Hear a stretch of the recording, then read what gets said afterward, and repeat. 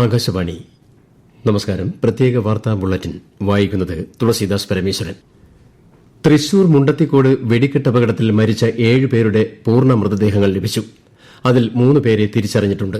പഴയന്നൂർ വെണ്ണൂർ പാറക്കുണ്ടിൽ വീട്ടിൽ സുദർശനൻ, പാലക്കാട് കല്ലൂർ കുമരനെല്ലൂർ മടിപ്പുറത്ത് വീട്ടിൽ വാസുദേവൻ, കുണ്ടന്നൂർ പുതുക്കാട്ടിൽ വീട്ടിൽ സുബിൻ എന്നിവരെയാണ് തിരിച്ചറിഞ്ഞത്.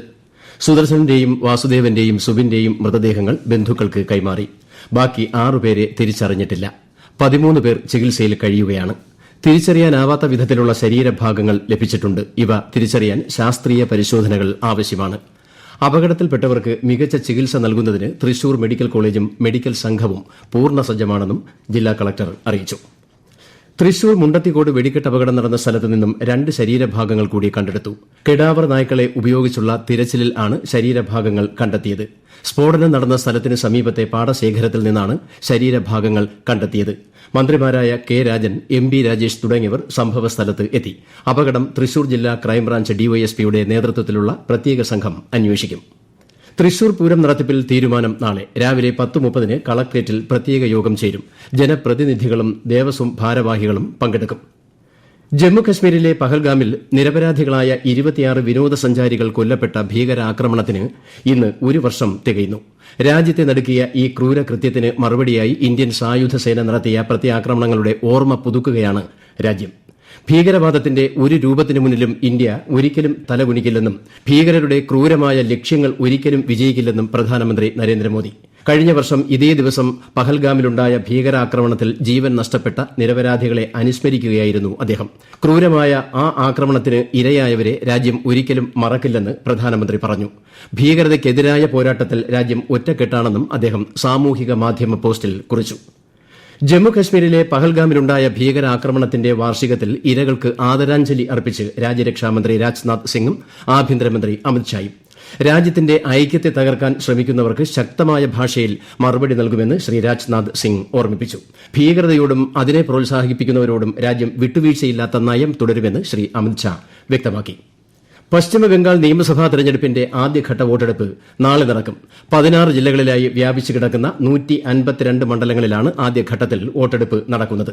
167 വനിതകൾ ഉൾപ്പെടെ ആകെ 1478 സ്ഥാനാർത്ഥികളാണ് ഈ ഘട്ടത്തിൽ ജനവിധി തേടുന്നത്. 2ാം ഘട്ട വോട്ടെടുപ്പ് അടുത്ത ബുധനാഴ്ച നടക്കും.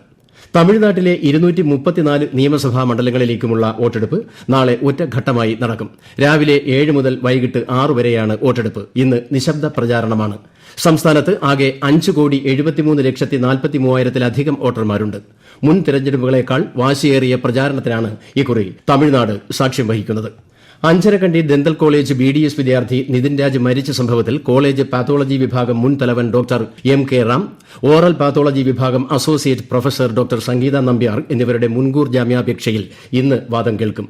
തലശ്ശേരി സെഷൻസ് കോടതിയുടെ ചുമതലയുള്ള അഡീഷണൽ ജില്ലാ കോടതി മുമ്പാകെയാണ് വാദം കേൾക്കുക. മലപ്പുറം വാൽപ്പാറ വാഹനാപകടത്തിൽ പരിക്കേറ്റ് കോയമ്പത്തൂർ മെഡിക്കൽ കോളേജ് ആശുപത്രിയിൽ ചികിത്സയിലായിരുന്ന ബസ് ഡ്രൈവർ നൌഷാദ് അലിയും മരണത്തിന് കീഴടങ്ങി.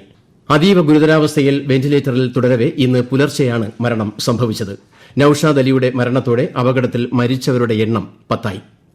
പ്രധാനമന്ത്രി നരേന്ദ്രമോദി ആകാശവാണിയിലൂടെ ജനങ്ങളുമായി ആശയങ്ങൾ പങ്കുവയ്ക്കുന്ന പ്രതിമാസ റേഡിയോ പ്രഭാഷണ പരിപാടി മൻ കി ബാത് ഈ മാസം 26 രാവിലെ 11 മണിക്ക്. പരിപാടിയുടെ 133ാം പതിപ്പാണ് ഇത്. ആകാശവാണിയിലും ദൂരദർശനിലും പരിപാടി തത്സമയം ലഭ്യമാകും. മൻ കി ബാത്തിലേക്ക് ഈ മാസം 24 വരെ അഭിപ്രായങ്ങൾ പങ്കുവയ്ക്കാം. കണ്ണൂർ ജില്ലയിൽ ആരോഗ്യ വകുപ്പിന്റെ നേതൃത്വത്തിൽ ഭക്ഷ്യപാനീയ വിതരണ സ്ഥാപനങ്ങളിൽ പരിശോധന നടത്തി. ആരോഗ്യ ജാഗ്രതാ പ്രവർത്തന പരിപാടിയുടെ ഭാഗമായി ആരോഗ്യ വകുപ്പിന്റെ 97 സ്ക്വാഡുകളാണ് ജില്ലയിലെ വിവിധ ഭക്ഷ്യപാനീയ വിതരണ സ്ഥാപനങ്ങളിൽ പരിശോധന നടത്തിയത്. ഹോട്ടൽ, ബേക്കറി, ജ്യൂസ് കട, തട്ടുകടകൾ ഉൾപ്പെടെ 5 സ്ഥാപനങ്ങൾ അടച്ചുപൂട്ടാനും നിർദ്ദേശിച്ചു. കേരളത്തിൽ വെള്ളിയാഴ്ച വരെ കനത്ത ചൂട് തുടരുമെന്ന് കേന്ദ്ര കാലാവസ്ഥാ വകുപ്പ്.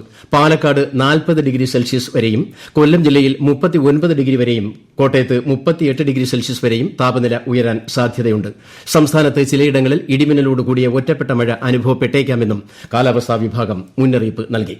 ഇന്ത്യ ദക്ഷിണാഫ്രിക്ക വനിതാ 2020 ക്രിക്കറ്റ് പരമ്പരയിലെ 3ാം മത്സരം ഇന്ന് ജോഹന്നാസ്ബർഗിലെ വാണ്ടറേഴ്സ് സ്റ്റേഡിയത്തിൽ നടക്കും. ഇന്ത്യൻ സമയം രാത്രി 9:30 മത്സരം ആരംഭിക്കും. ആദ്യ 2 കളികളിലും പരാജയപ്പെട്ട ഇന്ത്യയ്ക്ക് ഇന്നത്തെ മത്സരം നിർണായകമാണ്. IPL ക്രിക്കറ്റിൽ ഇന്ന് രാത്രി 7:30 നടക്കുന്ന മത്സരത്തിൽ രാജസ്ഥാൻ റോയൽസ് ലക്നൌ സൂപ്പർ ജയന്റ്സുമായി ഏറ്റുമുട്ടും. ഇന്നലെ നടന്ന കളിയിൽ സൺറൈസേഴ്സ് ഹൈദരാബാദ് ഡൽഹി ക്യാപിറ്റൽസിനെ 47 റൺസിന് പരാജയപ്പെടുത്തി. പ്രത്യേക വാർത്താ ബുള്ളറ്റിൻ കഴിഞ്ഞു. അടുത്ത വാർത്താ പ്രക്ഷേപണം ഉച്ചയ്ക്ക് 12:30.